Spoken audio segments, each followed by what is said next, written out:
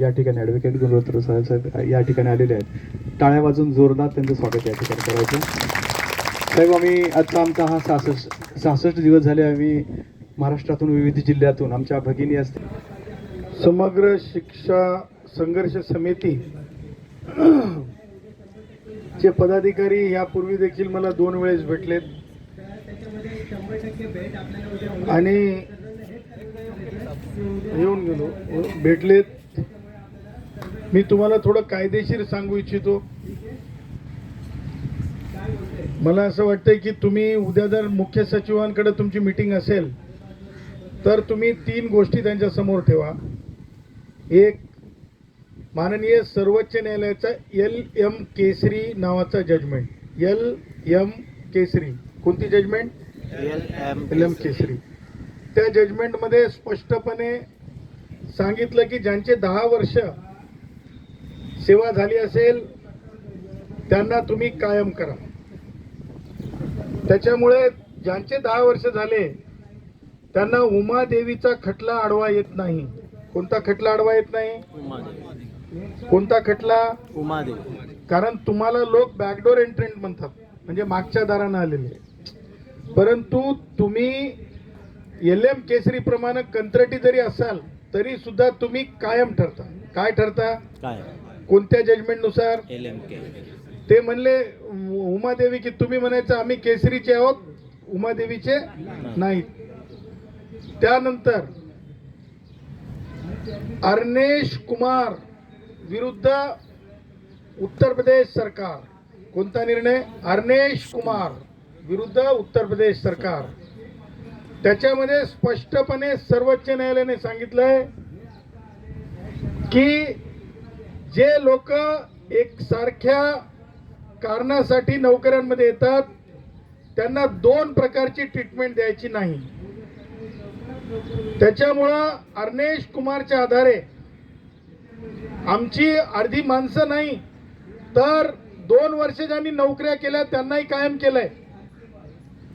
ते आहे महानगरपालिका वसई विरार, ते आहे सांगली, ते आहे उल्हासनगर.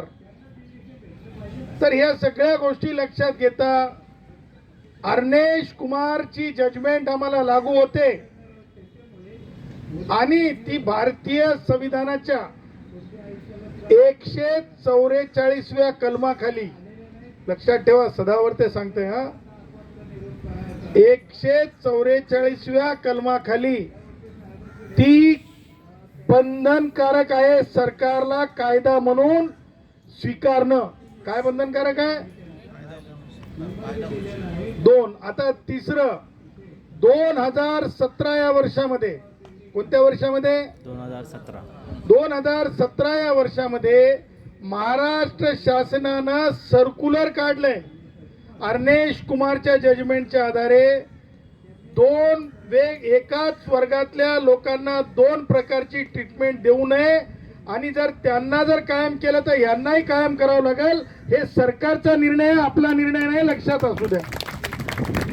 त्याच्यामुळे जर तुम्हाला 2017चा निर्णय हे पाहिजे असेल, सर्क्युलर वरचे दोन्ही जजमेंट पाहिजेत असतील तर ऑफिसला परेलला येऊन घेऊन जा. उद्या ते 3 गोष्टी ज्या आहेत माननीय मुख्य सचिव साहेबांकडे ठेवा पुरवणी म्हणून. त्याच्यामध्ये ते 3 गोष्टी केसरी, अर्नेश कुमार आणि 2017चं सर्क्युलर हे ठेवा आणि त्यांना सांगा की 144 प्रमाणे घटनेच्या आम्ही कायम करणं तुम्ही आम्हाला आवश्यक आहे. मित्रो, माझा म्हणजे मी जे बोलणारा माणूस आहे थोडा अवघड असतंय, पण मी कडक आणि स्वच्छ शब्दात सांगणारा माणूस आहे. जास्त मी लांब सांगण्यापेक्षा तुम्हाला पुरेसं ज्ञान दिलं, संविधानाचं ज्ञान दिलं, कायदेशीर ज्ञान दिलं आणि सरकारला तुमचं करावंच लागेल असं ज्ञान दिलं, एवढं बोलतो. तुम्हाला शुभेच्छा देतो. आंदोलन करणारे नेहमी जिंकत असतात आणि लढणारे जिंकत असतात. एका कष्टकरी भावाचं निधन झाल्याचं समजतंय. ही गोष्ट फोटो लावून फाईलवर त्यांना सबमिट करा. त्याच्यामुळे शेवटी मुख्य सचिव सुद्धा ह्युमन बिंग असतात. त्यामुळे त्या गोष्टी सुद्धा अधोरेखित करत चला. आणि जर काही अडचण आली भविष्यात, हे तर भेटून गेले होते, मला कोर्टातही भेटले होते, परत मला आणखीन अधिवेशन चालू होतं त्यावेळेस भेटून गेलता एक ग्रुप, त्याच्या अगोदर मला वाटतं मी आलो होतो एकदा म्हणतात. तर त्यामुळे हे शेवटचा टप्पा ठरव या आंदोलनाचा आणि आपण कायम हो एवढीच प्रार्थना, सरकारकडे प्रार्थना. आणि थांबतो. वंदे मातरम. जय हिंद, जय भारत. ओके.